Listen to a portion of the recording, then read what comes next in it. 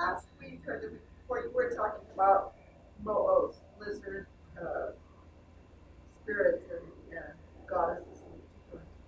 And you suggested to someone that a good place to find out more about that would be on the internet.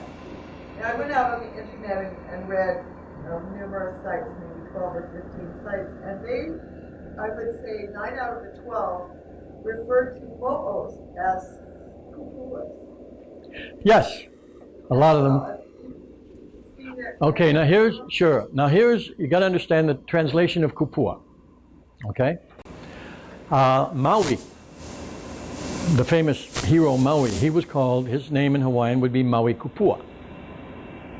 The equivalent in Maori language was Maui Tiki Tiki. Kupua as a word means miracle worker, magician, hero, trickster, and a good equivalent translation would be shaman. Okay? So when we talk about magician, this is what the mo'o were famous for, as magicians or sorcerers. Okay? We don't have any stories of the mo'o people,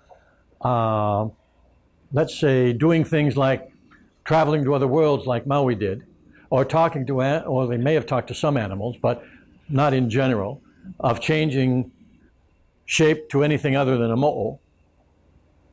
There's a lot of things they didn't do which normally falls in the shamanic thing.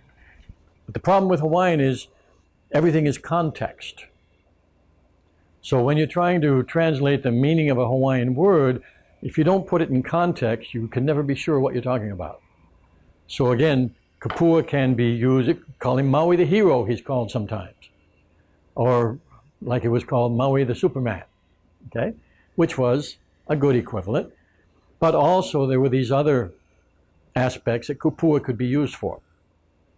But something that would be the equivalent of using the mind and influencing matter and having an influence, undoubtedly there were mo'o Kupua in the sense that I normally use it. But there would have been others who would be called Kupua that would not be recognized as shamans.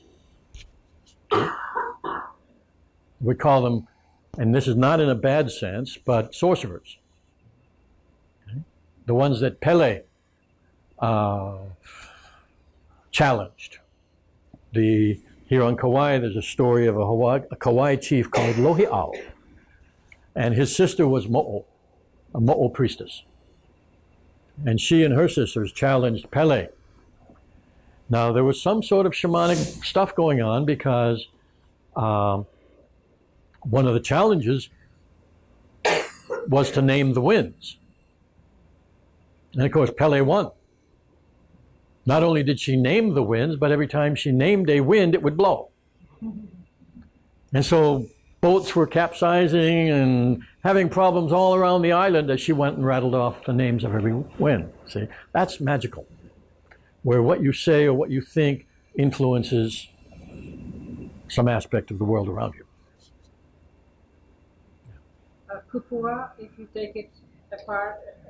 If you take the word kupua apart, you have ku, which means basic foundation.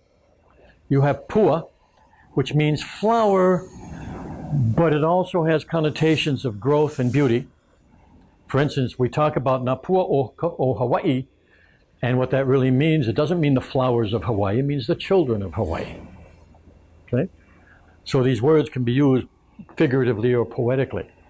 But anyway, pua means flower. Kupu means growth. It can mean physical growth, it can mean spiritual growth. Kupu has that kind of meaning.